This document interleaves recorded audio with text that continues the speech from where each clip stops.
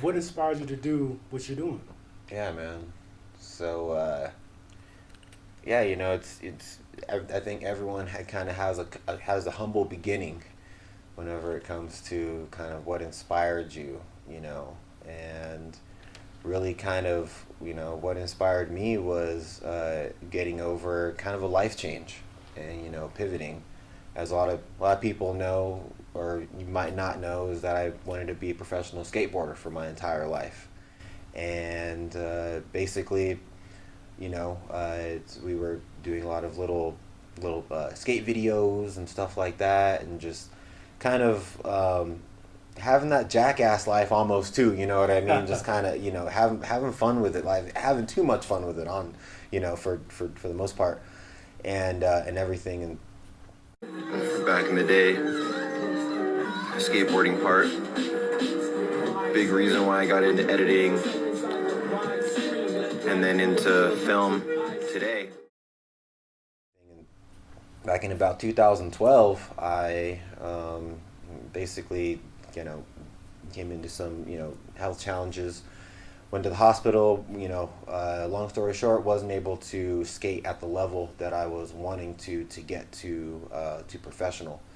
So I kind of had to pivot at that point, and this is kind of it's a low before that high. You know, a movie would be boring as hell and actually pretty terrible if it didn't have lows and highs. It really wouldn't even be a movie, and you probably wouldn't get that much in box office and people going crazy over it if it didn't have lows and highs. So that's what's interesting about life itself, is lows and highs. But on this particular low here, I kind of asked myself in this life pivot. I was like, what I want to do, and it wasn't really about money. It wasn't about how am I going to support myself and stuff like that. I kind of had that skater, mindset of just kind of just just do it. What and do it for the hell of it. Do it for the fun of it. And so I kind of asked myself, like, what's fun to me? What's fun? And it was kind of those little dumb videos that we were doing, these little dumb little videos and stuff. It was just like, with the homies and everything. And I was like, cool. So I started editing. I downloaded this little editor and just started editing. Edited a couple of little like party videos and stuff just off my phone, like real bare bones. Dubstep was heavy, back in the day and stuff. And I was like, yeah, and so kind of came up whenever YouTube was in its kind of more in its infancy. Definitely not as blown up as it is right now, but I a lot of people were kind of checking out my videos and was like, oh yeah, this is pretty cool. It's pretty cool. I was like, huh, you know what? This is pretty dope. I think this is fun, and people are kind of liking this. Another little I guess monumental kind of thing that happened that turned that kind of stoked my inspiration into really more of an aspiration to that really came from deep inside, was whenever one of my best friends had passed away. He had passed away from a heroin overdose. And really good friends with his dad and his whole fam and stuff. And I actually went ahead and I took my skills that I just learned and I used it to create a tribute video for my friend who had passed away. And it was just taken really, really, really well, man. It was taken amazingly well, so compassionatively, with his whole family and stuff. And that was really the first moment whenever I knew that what I was doing was not only fun for me, but it was also a way that I could help people, and I can help, you know, all living beings to just kind of be able to preserve things that they really want to continue to feel and experience emotionally, and really just kind of be, you know, maybe that, you know, godsend project for someone like I was to my homie's family. They literally were like, no one would have made this. No one would have made this, and you made this. You encapsulated his entire life. You know, even before the bad times, whenever there was all good times and stuff, and we just thank you so much for this. And so that level of gratitude that they really had really kind of inspired me, and I inspired my own self actually that this was something that I really wanted to do, and that would benefit a lot of people and stuff. And that's really what it is. Do what you want to do that benefits a lot of people. I mean, if you're doing what you want to do and you think it's fun and chill and it drips, you know, your style is just on point and you're like, hell yeah, I like myself and what I'm doing, but it's also benefiting people, you're definitely going to be on the right track to a career in the future of that. And it's not even going to feel like you're doing anything. Mm-hmm. It's gonna feel like you're just eating candy and making the world better for you or somehow, you know. So it's not even going to be work. Anyways, that's kind of how I was inspired to do it. I really love this show called Seinfeld. Happened again. Another robbery in the building. So you bought a cooler? A lot of people know Seinfeld, it's a sitcom, and it's really funny, kind of a comedy and stuff like that. I kind of was like, hey man, maybe I can do something like Seinfeld. Maybe I can have my own sitcom. That'd be fun. Like, oh, hell yeah, you know, that sounds cool. At the time, I was working over at Costco, worked there for about 7 years, and I basically just bought a camcorder and a tripod, and had a homie come over to my house. Had this thing in my head. I didn't even know how to script write at all. Didn't know how to do anything. And this is the humble beginnings again. Like, didn't know how to do nothing. Like, shit out of ideas, right? Yeah. Except for this one idea that I could kind of envision, put together and stuff like that. And so I had a homie just come over, and I was like, yo, just film me. And so he's like, okay. So he just filmed me. I was like, all right, we're gonna do this scene. I'm gonna walk into the closet. I'm gonna get a hamper of clothes. I'm gonna walk out. We're gonna call cut. He's like, what? I was like, yeah, we're just gonna do that. Let's just do that. So we just did that. It's like, action. Go in there, pull out the hamper of clothes from this dark closet, and just walk out. Call cut. Okay, cool. Let me see the replay. At that point, it was replay. Now it's checking the gate. But at that point, it was let me see the replay. And so, you know, I checked out the replay, and it was crazy because whenever I went into the closet, you like lost me. Like, it was like too dark, and I was like, shit. I was like, am I too black? Like, what's going on? You know? And I'll never forget these two words. And these two words, sometimes it can be as small as 2 words that can raise your level of awareness and get you thinking about that next level of possibility and get you onto that track. It can literally only be 2, or it doesn't have to be a seminar. It doesn't have to be a lecture, however it could, but it can literally be 2 words that set you up for the next level of your discovery in your, you know, career path. And that was, maybe you need more light. More light. More light. There it is. And I was like, what you mean? The freaking windows are open. It's a nice day outside. You know, I can see it. He's like, maybe you need more light. And I was like, more light? What?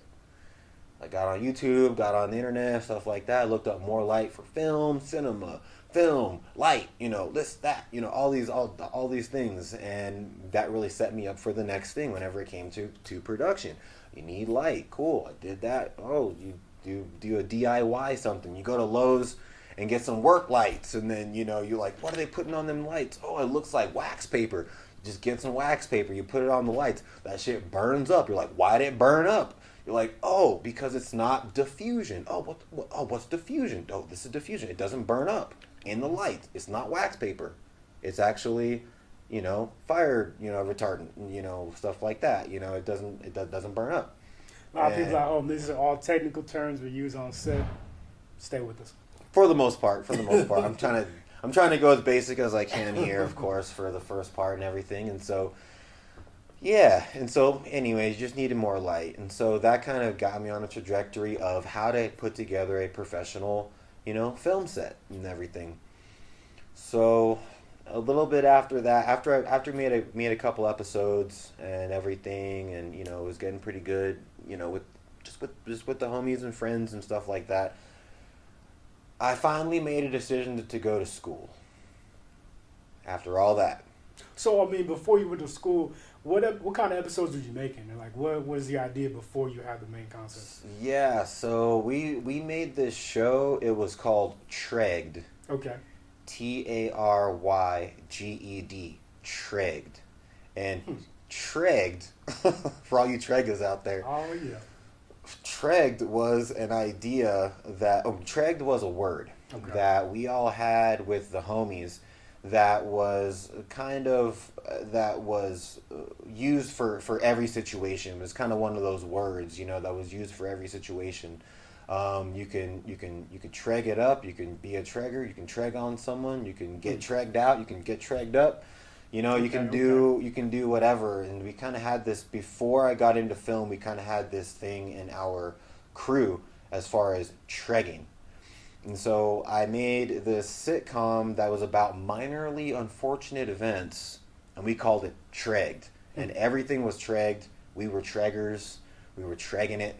You know, everything was just tregged, you know? And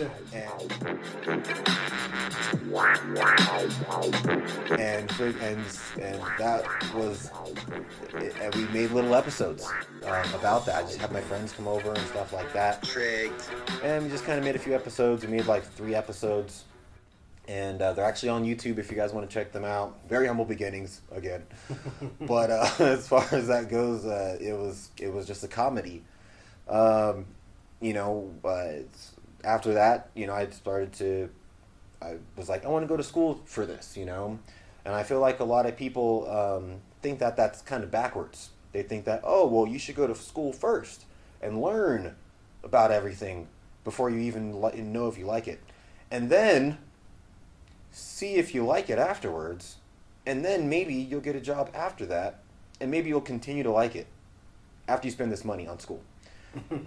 What if? Well, the little caveat there is, what if you don't like it? What if you don't like it? And everyone here, and you know, everyone knows someone, a lot of people who have gone to school and are not in the field that they went to school for. Right.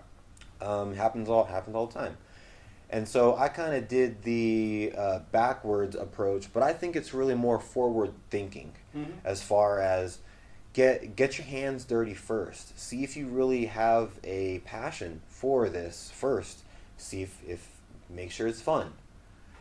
And once you kind of get your hands dirty a little bit, then go to school. Then just add on to what you've been doing, just to kind of clean up your act a little bit more. Just to kind of organize the chaos that you have created in your own mind into more of a professional, structured type of trait, whatever it is, whatever you're getting into.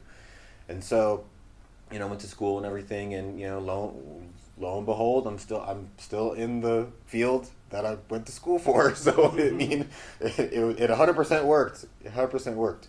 Right. But yeah, so that brings us up to where Offset Web Series kind of originated. 2017, I was like kind of sitting there like, hey, you know what? Like, I had just started to get into the film union here in New Mexico, the 480 Film Union, but just made the decision to get onto the overflow list and to be a member of the 480 in 2016. So before we go forward. Yeah. How did you get on the union? What brought you to that? You know what? I was just by discovering more about the industry and just diving deeper in and leveling up my my awareness and just my my research and information in terms of my career path. Basically, I was like, all right, cool. I've been doing this, myself for a while. I went to school and stuff like that. I want to go get onto a bigger film set and see and kind of looking around and see what's going on. A lot of people choose the way of the background. Mm-hmm. So That's how I started. yeah, it's a lot, it's humble beginnings, and honestly, I know people who love background so much that they continue in background. They only do background. Yeah. Shout out to Bobby Sheldon, rest in peace, and everyone at the BAAM, which is the Background Association of New Mexico. BAANM, sorry, BAM, and BAM, and so basically. BAM. And so basically, people kind of make that a profession too. So background by no means is something of a lower position. If we didn't have background, we would not have atmosphere, and we would not have a legible and true to reality production at all. We wouldn't even have it. In my most humble opinion, as far as what the viewer sees, background is more important than who directed it. Background is more important than the director. It's more important than the producer. Reason being is because anyone can direct or produce something, but as far as who's actually watching it, they're watching and feeling and being immersed in what's going on screen.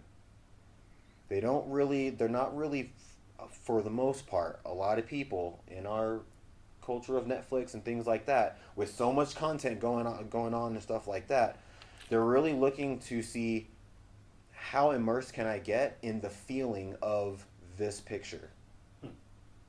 A lot of people don't get on IMDb and go check out the director before they watch a movie. Film people do that. I do that. People in film do that. We do that. But as far as the consumer base, they don't do that. So it's all about the feel. So if you didn't have background, I'm just saying for people, if you didn't have background, you don't have a freaking movie at all. They're more important than the director. Okay? So Very bold statement. very bold statement, but true. Anyways, so long story short, got into background. I was like, all right, cool, let's see what's happening. So I'm all looking around, stuff like this, and I'm like, all right, cool, like this is that. Kind of that secret agent background person, though, you get on set. Special ops. You're kind of like, all right, cool, hey, I'm going to talk to this person at lunch, or maybe I'm going to, maybe I can run into someone in the bathroom or something like that, maybe, and at first I was like, maybe I want to do sound. Looks like the dude holding that stick mic at the beginning. Boom pole, guys. Boom and boom operator. But at the beginning, it was like that stick on a mic. Maybe that seems easy. However, I'll tell all my boom operators that is a tough job, and you guys are absolute magicians, and you should be awarded Builds the shoulders and forearms, everybody. such grace for that, for sure. Much appreciation to you guys. Anyways, I kind of thought that might be easy, so I was like, well, let me see about talking to sound. And so I was on this show for a couple weeks, and I got to talk to sound, and I got to talk to the sound mixer and stuff like that. And I was like, all right, cool. They're like, yeah, go, do this and this, and just here's our phone number and stuff like that. I'm like, all right, cool, hell yeah, all right, cool. So, anyways, there's a process to getting into the union with recommendation letters and things like this. But the biggest thing about it is to start networking with people and just start talking to people, getting phone numbers, getting contacts, and things of this nature. That's the first thing that you do to get into the union and get and level up. If you not talking about any type of like other types of possible nepotism whenever it comes to maybe having someone in your family, or a really good friend or whoever who's already in the industry. This is coming from someone who did not come from any industry background at all and had no friends and no family in the film industry, which is me. Me too.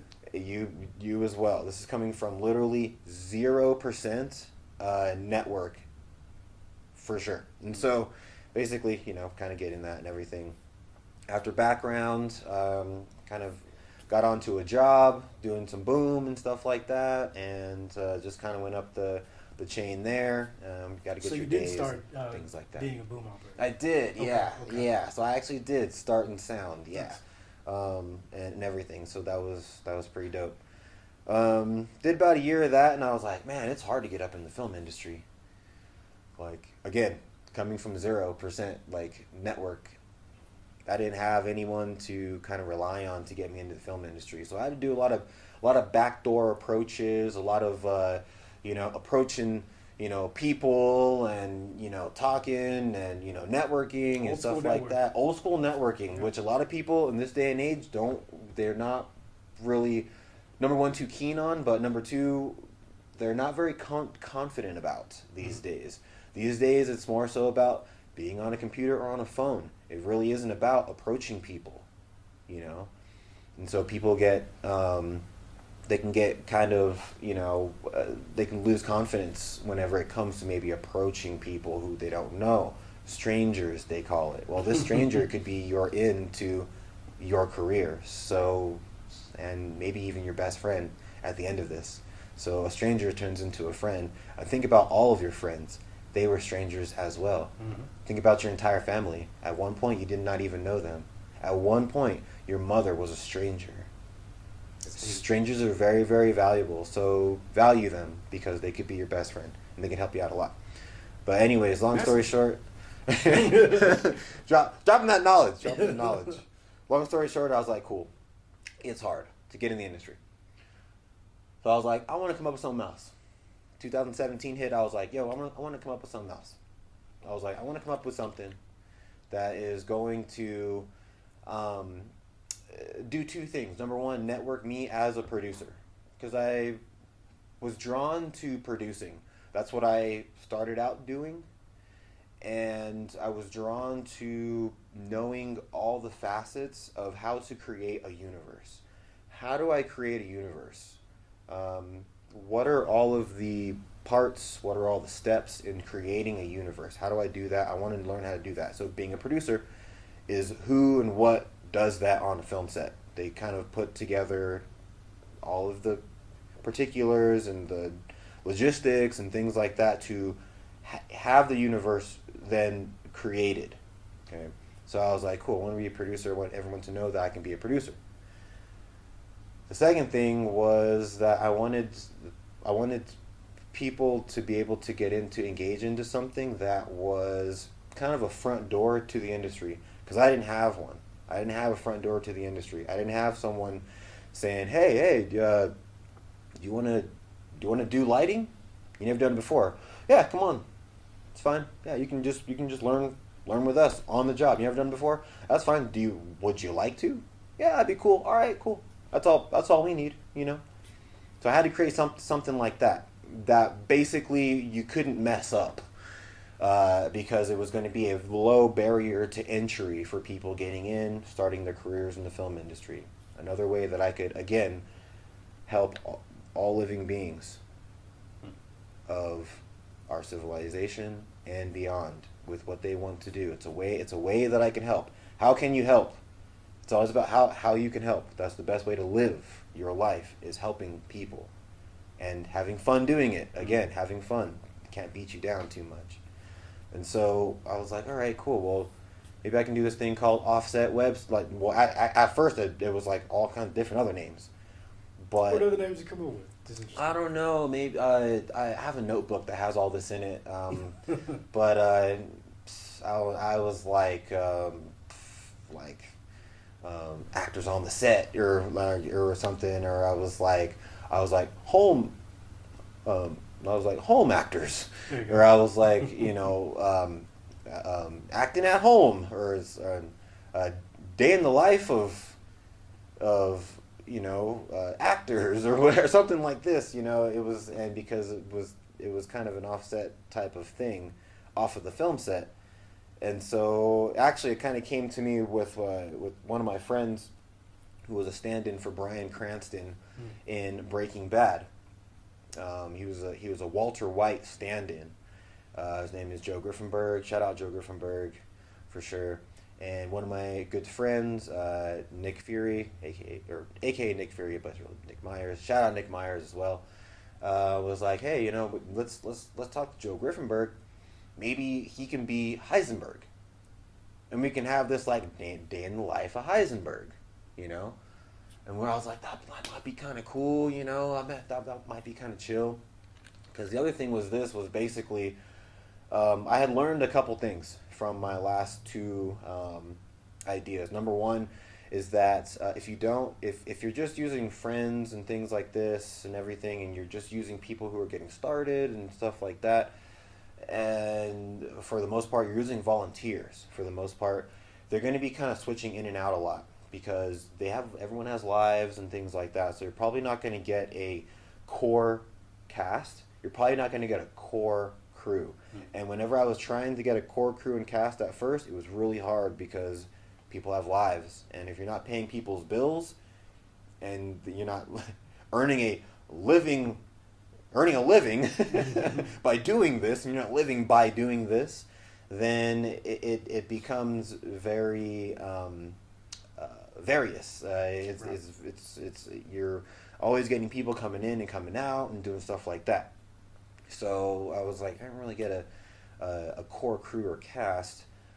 But I also did this other show called 505 Cribs. It was like MTV Cribs, but it was as opposed to the cars, clothes, and hoes. It was all about like the ghetto fabulous ways of New Mexico, and stuff like that. And so we did one episode of that, and that was pretty dope. And basically, I was like, hey, maybe I can use that model. Every time you see MTV Cribs, it was like someone new every time. So they had a new person who they were checking out their crib and stuff like that every time. I was like, oh, well, you know what? Maybe I can have someone new every single episode. So it'll be a new thing every episode. So you're kind of embracing change at that point. Mm-hmm. It's going to change. It's going to vary. Why not just embrace that and make that a part of the structure of the show? And you could probably go far with that. So I was like, that was the light bulb moment right there. That was the forethought, in terms of how this could kind of go. So I was like, cool. We did our first episode, the Heisenberg episode. It was super funny. A lot of people liked it and everything. And so what we just kind of kept on going. What went into that first episode? What went into it? Well, as far as the kind of the cast and crew, or as far as like what it was about? Oh, how I got it together. Well, how I got it together was my dude Nick Myers knew Joe Griffenberg. At this time, I didn't know Joe Griffenberg. He's the stand-in for Bryan Cranston, the literally photo double. A photo double is someone who looks just like your lead actor, and could actually pass as that person on camera. Doppelganger. A doppelganger, basically, to some of the highest degree. And so basically he hit up Joe, and he was like, hey, we might have this little idea for you. And I was like, cool. I was like, hey, we could do this day in the life of Heisenberg, and we can call it the Heisenberg episode. And basically we'll just write a 5 to 6 page script, and it'll be kind of funny. And you can check it out. It's on YouTube. It's on Offset Web Series on YouTube. But basically, the link over the window. Hell yeah, of course. But basically, it was Heisenberg. He lived in Albuquerque, New Mexico. He was off of the film set. He was in his day-to-day life, and he actually was a culinary science artist. Is what he was, and in this episode. So he made food but he did it very scientifically, So he wasn't, no more, meth. He was food, So, you can check out the episode and stuff like that. But yeah, I kind of brought together some people who I had worked with in the past and stuff, and a lot of my friends and some other people who had a camera, and another person who had some sound equipment and stuff like that. I had been in pretty good with some casting people, because that's kind of all that I was kind of involved with at that time. Shout out to Jim, of course, and he'd let us use his house, and we just used areas of like Nob Hill and areas of like downtown and stuff like that, and we just kind of put it together. I edited. I was started in editing and stuff like that, so I edited the piece, and it was accepted well for the community as we started kind of putting it out. And so I kind of bulleted down the core, synopsis, or more so the log line, the long line to the tagline. This is all just terms that we use to briefly and quickly describe our idea or the show, which is it's a mockumentary skit comedy about the day in the life of characters from movies whenever they're, quote, off the film sets, and we call it offset web series. And so we kind of started going with that. I got an episode in there. I'm not an actor, guys, so don't try to book me. But as far as it goes, like, I had one called Gangsta G.I.Joe. And my taxes. I should be getting more on my damn return. I'm gonna sell some more drugs for this shit. G.I. Joe is my nickname, if you didn't know that. Yeah, that one was absolutely just too ridiculous. Too ridiculous, and definitely set a bar in the ridiculousness that I wanted to have on the show. So check it out, guys. For sure. Humble beginnings. People be knowing that my energy be off the chain. I practice my karate on random people. Real life simulation training. Got the alibi? Goddamn weed card.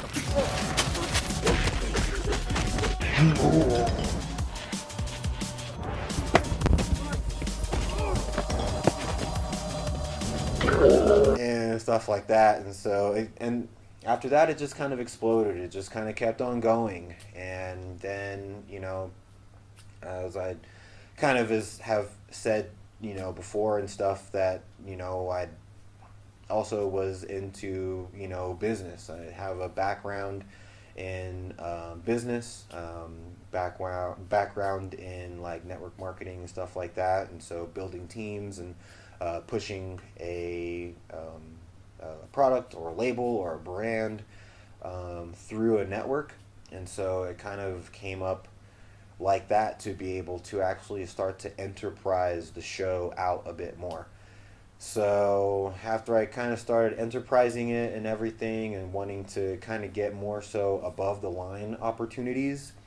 For people who don't know what above the line is basically your creative team of a production. So that's going to be your director, your writer, your producer. Most times it's going to be your lead actor or actress. A lot of those people are going to be in charge of creating, of the creation. And then you're going to have your technical team, your technical side, who's in charge of putting it all together after it's been created by these people. And they are called the lower, or the below the line. That's going to be your cameraman, your script supervisor, your lighting people, your boom operators out there, sound, stuff like that, makeup and everything. And so the New Mexico Film Foundation kind of caught wind of it. Shout out Dirk Norris. And basically was like, you know what, this would be great for kind of what we're trying to promote as far as above the line opportunities. For the most part, whenever it comes to New Mexico, we're known for being a labor state. The only film union that we really have here in full effect as far as representation is concerned is the local 480, which is a laborers union. It's a part of the IATSE, the International Alliance of Stage and Theatrical Employees, IATSE, and basically, a lot of the opportunity, if not all, the opportunities there are going to be below the line labor opportunities, which is great because we have an amazing state with a lot of space and everything. So it's great to actually just make things here. So it's a great opportunity for that. It's just that the New Mexico Film Foundation was more so about getting above the line opportunities here as well. So my project made a lot of sense to them in terms of to be one of our sponsors because I was enterprising out, which means just branching out. I was kind of cascading the things that I was doing and giving other people the opportunity to be able to do that at a very low barrier to entry too. Like as far as it goes, like we would have new directors, we'd have new producers to produce the episodes, we'd have writers, stuff like that. So the writer, the producer, and the director, these positions were basically being given out on a very low barrier to entry way. And so what I'm saying is that this might be a very first time director. They may have not have even directed anything before and have no track record at all, but they have the aspiration and they have the willingness to want to learn to direct, and they think that they might want to maybe start a career in directing. Cool, we can have you on Offset Web Series and you can direct an episode of Offset Web Series. That's the kind of opportunity that this is. And so, a lot of people kind of out there, oh, you have a lot of volunteers and stuff like that. The reason being is because of the opportunity. The opportunity is a really low barrier to entry, so we can't really have a whole bunch on the line for a brand new producer, for a brand new director. Baby steps, guys, for sure, before you get into the major leagues. But you need steps to get into the major leagues, and this could be one of your first steps right here as far as Offset Web Series is concerned. And so they really liked it, above the line opportunities, and it just kind of made sense with their whole thinking. Real quick, the structure of Offset Web Series is also something to kind of pinpoint or look at as well, because you can't really mess it up. Filmmaking is very particular. If you're doing a period piece, you got to have an amazing production designer. You got to have an amazing director of photography whenever it comes to that. You have to just be able to dial in so effectively that having someone new on something like a more of a budgeted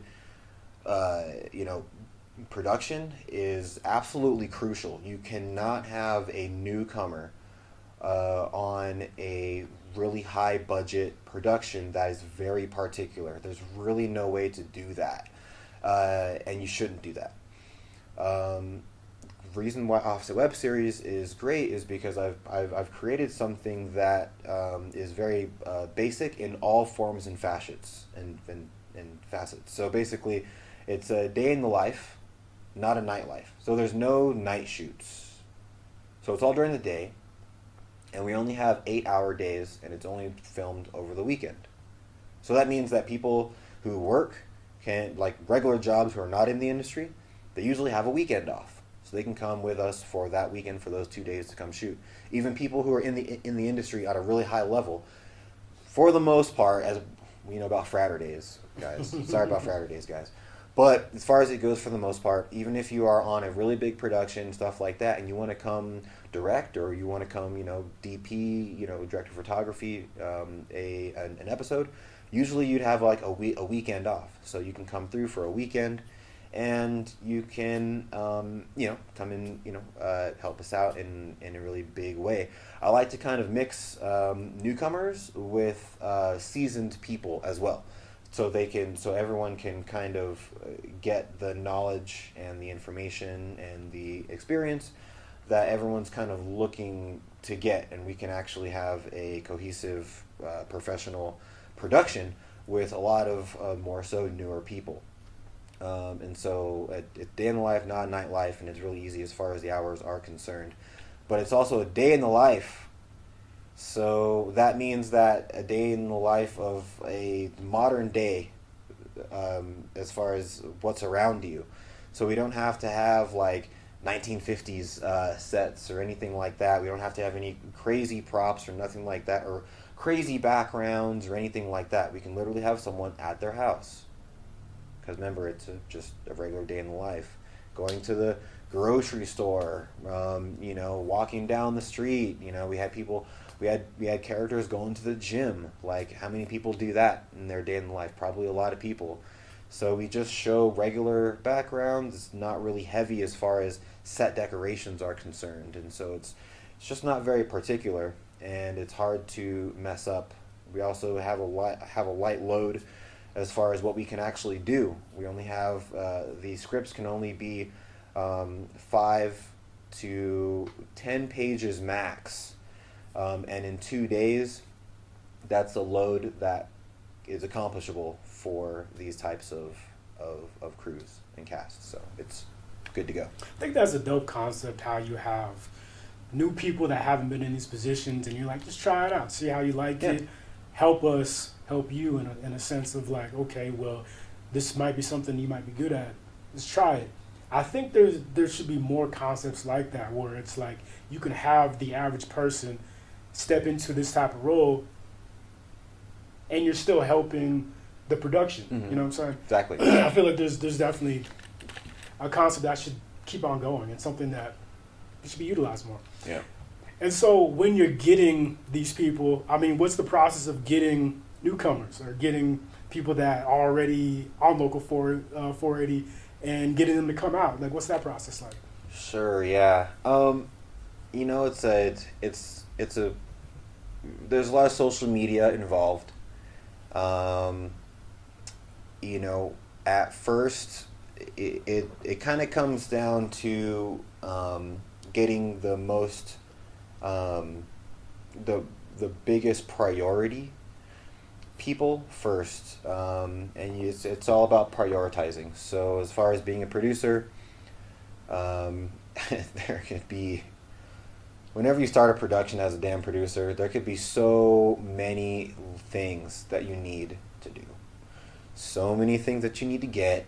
So many people that you need to contact. So many people so many calls, phone calls, so many favors. How many it's all about favors and stuff. And if you're on a low to no budget production. And so you can get very overwhelmed very quickly and very fast as a producer or even a director, whenever you're putting something like this together at a professional level. So, you really have to look at priority. And priority is going to be your above the line first. And so you're going to look at above the line first, and you're going to say, okay, let's find a director. Let's find our key couple of people first for the creative team first before we start hitting up PAs and ADs and production assistants and first assistant directors. If anyone doesn't know what break down the terms though. What that is, sound people. Before we start finding makeup, before we start finding any of those other people who are going to help us with the creation, we need to find the people who are going to create the vision first. So the people who are going to be helping us have something to kind of look at and start to be confident that they can actually help us with what we're trying to do. The blueprint. The blueprint, you know, we can get into the blueprint here in a second too, as I kind of went into with the 5 pillars. But as far as just how do I get people on, it's going to start with the above the line people first, and doing this for a lot of years. You know, we just ended our 5th season, 5 years, and we just did just wrapped on a lost episode before a possible 6th season. Dope. There's a list of people who have kind of accumulated over like the years and stuff, and so I've kept a said list here and there of possible directors, and people who have expressed their want to direct an episode, or to write an episode, or to produce an episode, or whatnot. And so usually I'll try to go, first thing is first, I'll try to go back to the people who have expressed that they would like to actually do it but haven't gotten the chance to actually do it first. And I'll say, hey, what's up, this and that. Would you be interested in coming on to maybe direct an episode, or whatnot? Chances are, if their aspiration for directing hasn't changed, then they're usually still down to do something. So I would go with them kind of more so first, as far as who has expressed to me that they, or to the show, or to anyone on the show, that they would like to actually direct, or to produce, or write an episode. Like D over here, he has expressed that he would like to write and direct and maybe produce an episode as well. So I put D on the list, and I go, hey D, we're gonna do this, whatever. If we haven't, as far as directing this, if we haven't bulleted down anyone, or say D was on a show or something, he was or maybe someone moved out of state or something, like things change with people, then we would more so kind of open it up to the public, and we would just do more so like Facebook or Instagram posts on Offset Web Series page, New Mexico Film Foundation, and also just like my page and everything too, on hey, who would like to direct an episode, and we would get some options and stuff like that, get some new people, and we would kind of decipher who has the time to direct something or write something or whatever it is. So we get them first. After that is kind of almost the same process with the technical people as well. If you have expressed but you haven't done it before, it's always about having done something before with Offset Web Series, because we do want to help as many people as we can. So, like, as much as I would love to just get people who have done it before, because they freaking know what the hell's going on already, like, and I don't have to do as much because they know what's up already. That's not really what our structure and our show, that's not the reason that I created it. I didn't create it to have the same people over and over again, like in the actual industry. The actual industry, guys, you got crews going from show to show to show. Same crew, knitted, tight as hell. I'll tell you right now that is one of the best things for efficiency, one of the best things for professionalism, and things going right is to do that. So I'm not bashing any production that does do that. It's effective. It's very effective. But that's not what we do, because we're about opportunity. And so giving the opportunity to more people, it's all about who hasn't done it. If we get to the point of hey, we still have a couple more spots to fill, we'll get on social media. Hey guys, here's what we're looking for. We're looking for a boom operator. We're looking for this or that or whatever. And we'll see what kind of comes up of that. And so that's kind of our process to bringing people on. Okay. And I mean, it's such a meticulous process of getting people on a set anyway. There's so many steps to do that. Right. And so to open that up, the opportunity up to people that have never done it before, it's amazing, man. So Thanks. you were kind of going into the 5 pillars, 5 tiers. Right. Let's discuss that, man. Yeah, for sure. No, this is something that I have kind of empirically been gifted through experience and through knowledge and wisdom, actually, over the years. And it's just kind of a common thread that I've seen and that I've put into action in terms of how to basically create or develop a professional film production. This is kind of a times table here, so it's just an outline in terms of the different stages and levels that you get to along the way of developing your own professional film production. This is applicable to a $200 million production. It's applicable to a $2 production as well. Doesn't matter the budget. This format is going to be the same throughout. And it would be cool if I have, if people think I have enough experience to do this or whatever. It'd be cool to one day teach this or kind of lecture about this, because it's just transformed my way of looking at a production, and it's really allowed me to break down and really put it into the matrix of looking at the actual particulates and the actual structure of really what's going on and what brought everything together at a very, again, empirical way. And so basically what it is going to be five levels, or the 5 pillars, as we call it, of a professional production. And that's going to be 1, development. 2 is going to be pre-production. 3 is going to be production. 4 is going to be post-production. 5 is going to be distribution of your product or your film. And this, development, pre-production, production, post-production, distribution of your product or film. And this is really even this is applicable to business and other industries as well. If people who are watching are in other industries, you'll kind of see that you kind of do the same thing.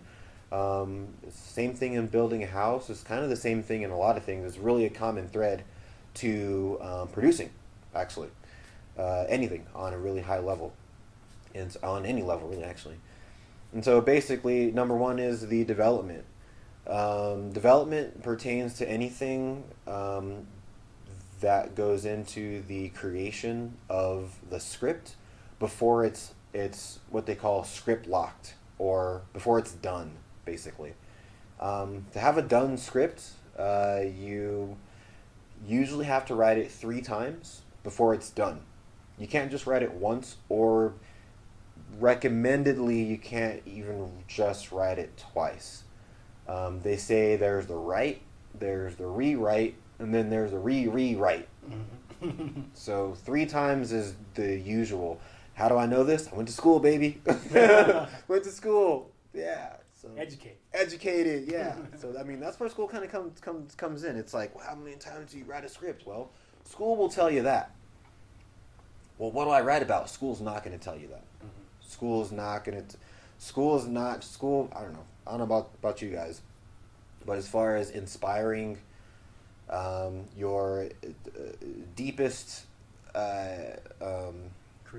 creativity, like really invoking that from you, usually school had nothing to do with that. It usually has a lot more to do with your life, has a lot more to do with what you think is humorous, and where your heart is. That's really where your stories come from. But anyways, there's a write, there's a rewrite, and then the re-rewrite. Once you have that bulleted down, then you have what they call script lock, and you are able at this point to successfully go to the next pillar or the next level, which is called pre-production.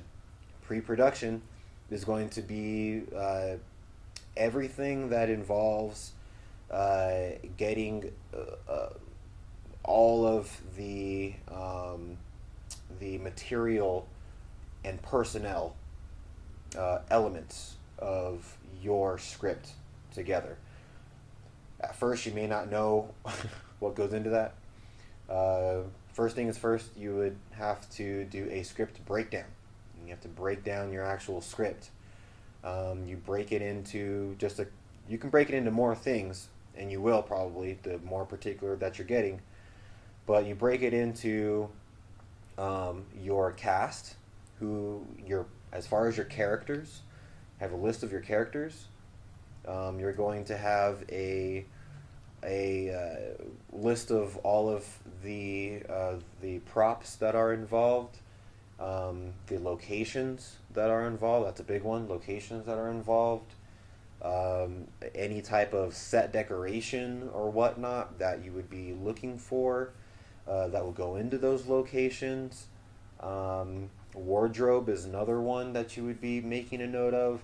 Any types of stunts, any types of VFX, visual effects, or special effects, even sound effects you might want to make a note about whenever it comes to a script breakdown. So those are just a couple of things that you would kind of put together and take from your actual script. You can do it the old school way, which is just getting a few different colors of highlighters, and you can make, blue is going to be all your characters, green is going to be all of your props, maybe red can be your locations or whatnot, and you just kind of flip through, you do all of your markings, you flip through, and then you list everything. That's kind of the old school way. New school way is really just to kind of do it all digitally. You can do it on a spreadsheet, which I kind of like to do a lot, and then, or you can actually use software. There's actually script breakdown software that comes with script writing programs out there, like Celtics. Some people call it Celtics, but Celtics if you have a PC, or if you have Mac. A lot of people use Final Draft for those types of things, but they do have script breakdown software in there. Once you get all that together for the most part, and you made your calls and stuff like that, and everything, you're going to have an actual date.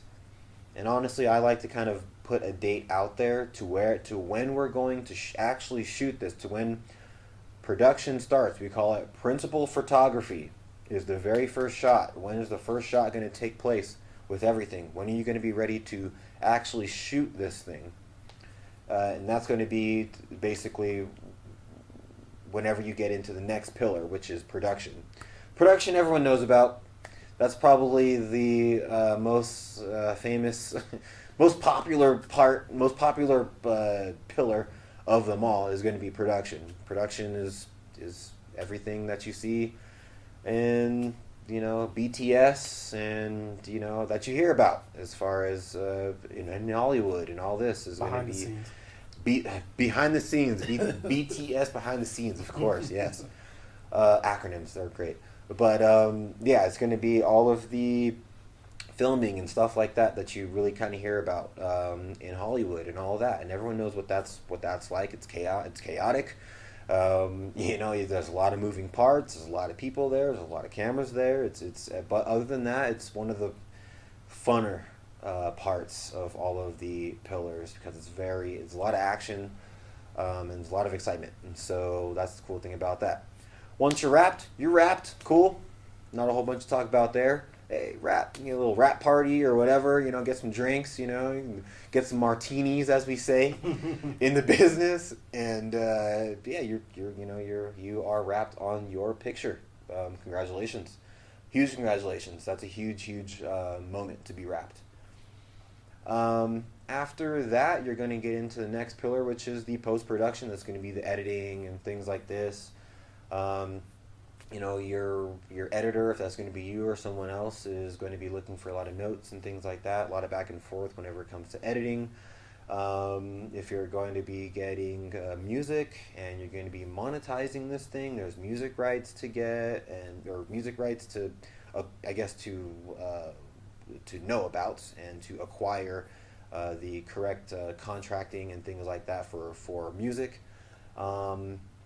And so on and so forth. There's a lot of, maybe you're doing green screen, maybe you're doing special effects, there's sound effects, there's Foley artists, which are the people who make the sounds with other things like bells and maybe just shoes on gravel and in a studio, and then they add it to your actual to your picture, to your production as a sound effect. So people like that. There's the music score as well, whenever it comes to, again, what music you want to use and stuff like that. Maybe you want to have it professionally composed, or maybe you want to use music from somewhere else. But once you have all that together and everything, you have it. You have picture lock at that point. And so once you have picture lock at the end of post-production and you're good to go and all the corrections have been made and stuff like that, you can go on to the last pillar, which is the distribution. Maybe you have a short film and you want to distribute it out from film festivals and stuff like that. There's going to be fees for entry and submissions into film festivals. There's also going to be travel. If you're going to be trying to submit it to different ones, you're going to be traveling around. So you're going to need, maybe some funds for travel and for, your hotel and other things like that if you're going to be following your film around to the festivals that accept your film as well. Sometimes they don't accept them too. And things of this nature. And really, that's the kind of like the red carpet part, That's the kind of the part that is the most just kind of seen as far as accomplished, you see all these very accomplished people, and I say it with quotes because it takes way more than just them for that accomplishment to be made. Is all I'm saying. Like the lead actor, or maybe the directors and everything. A good director will always tell you, dude, I would like to thank my cast, my crew, everyone who freaking was there. I would not be able to have done this without you guys, and that's a absolute true statement. They're the face, but honestly, there would be no face without these other people. So, very, very crucial to, be humble whenever it comes to those and really give the credit where credit's due.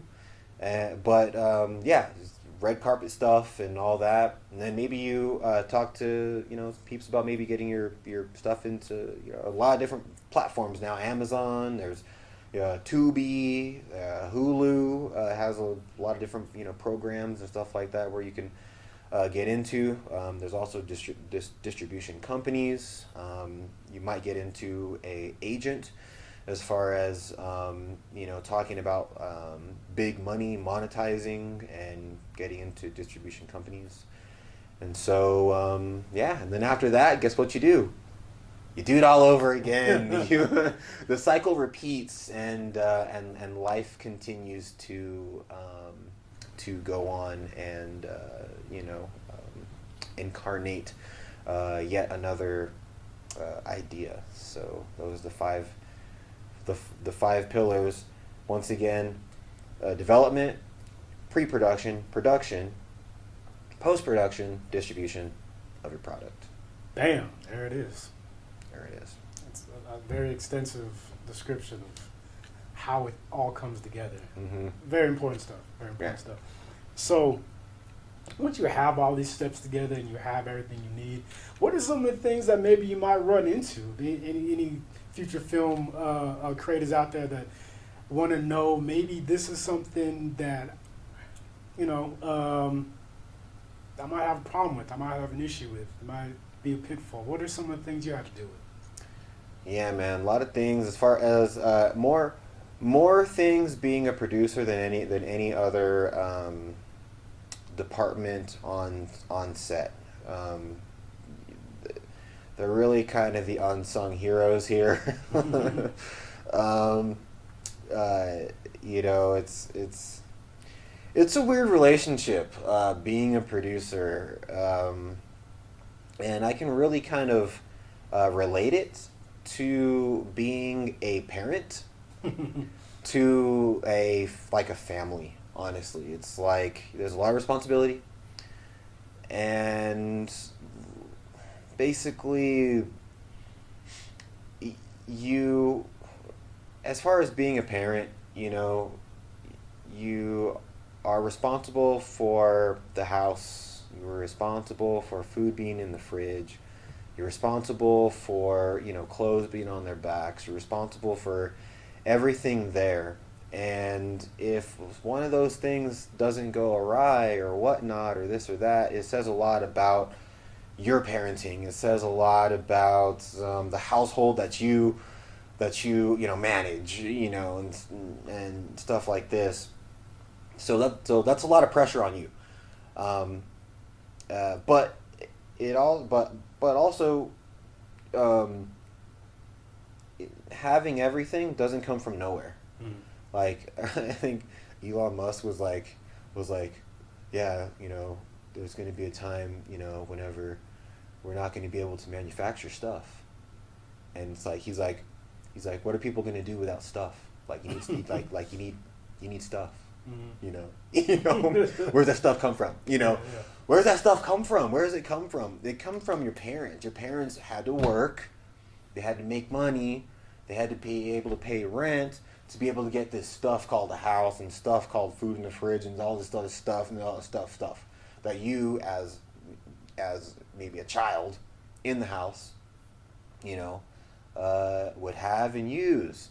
And then the child in the house would have their complaints about the stuff, about, you know, the food in the fridge. And there's I don't like onions. I don't like onions, but I don't like onions. I don't like this and that. Like, I want something. I want something else, or, you know, I want a TV in my room, or I want this or that or whatever. Those are awesome things to say because they're all opinions, and we all should have our own opinion about everything. But as far as it goes, if you didn't have a room, you would not be saying anything about putting a TV into a room. You need a room first to put a TV in there, and to even have that complaint. If you didn't have a refrigerator,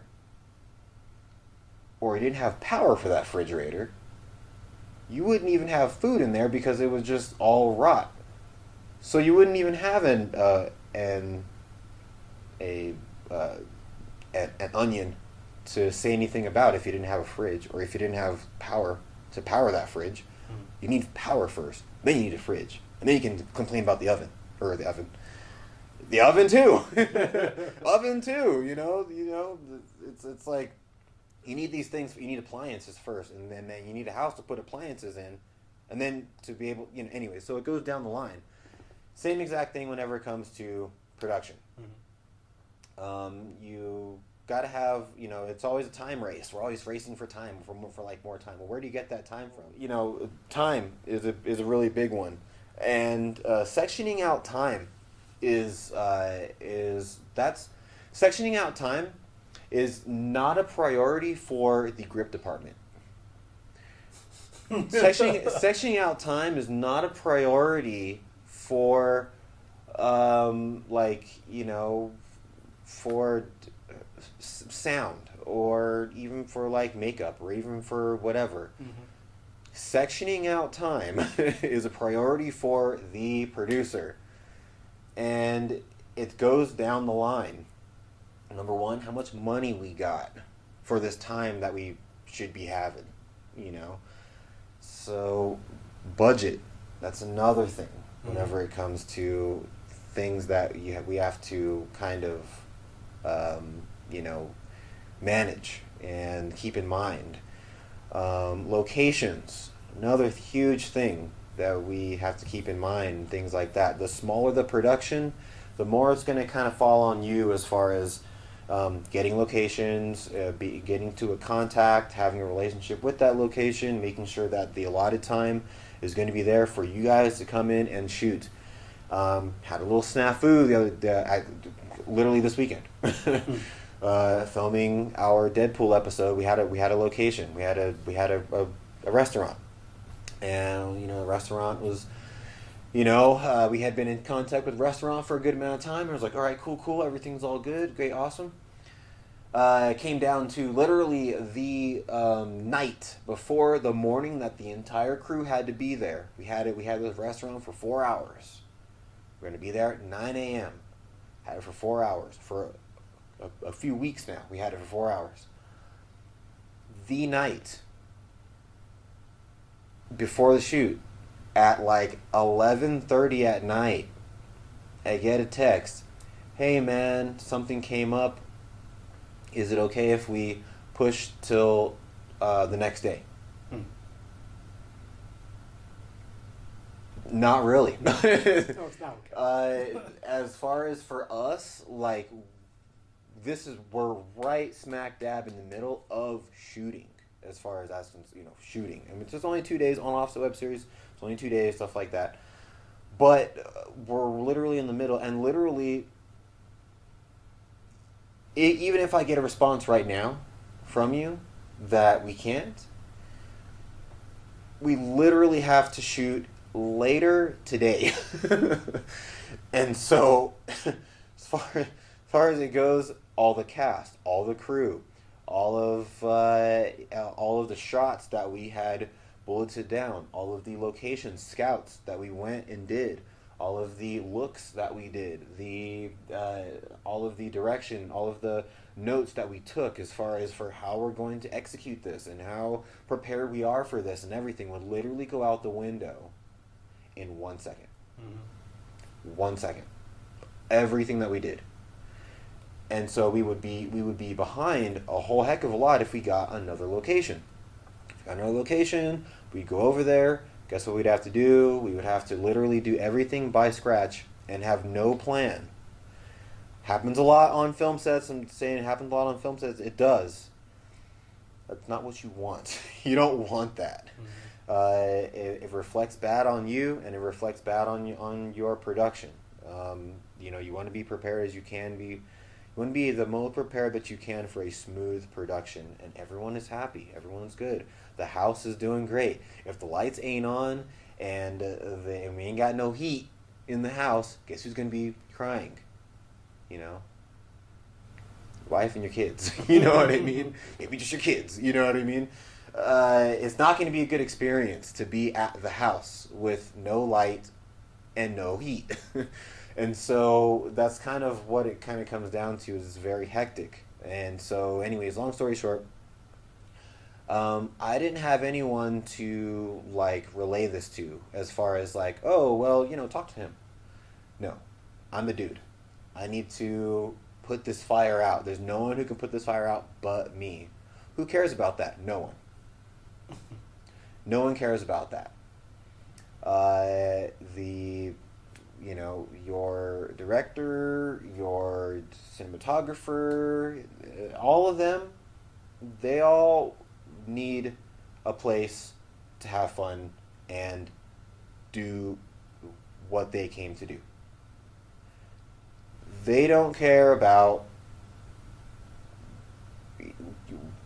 the particulars in terms of, if, where we're actually going to do this.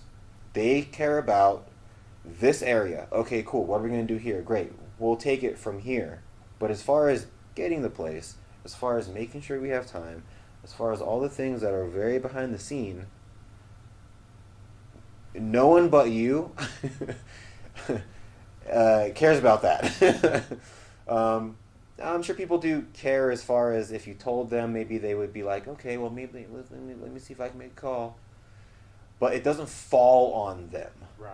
It does not fall on them. That is not their responsibility to secure things like that. Secure funding, secure different locations, and secure favors from people. They can help. Anybody can help. That's fine. But it doesn't fall on them. It falls on the producer.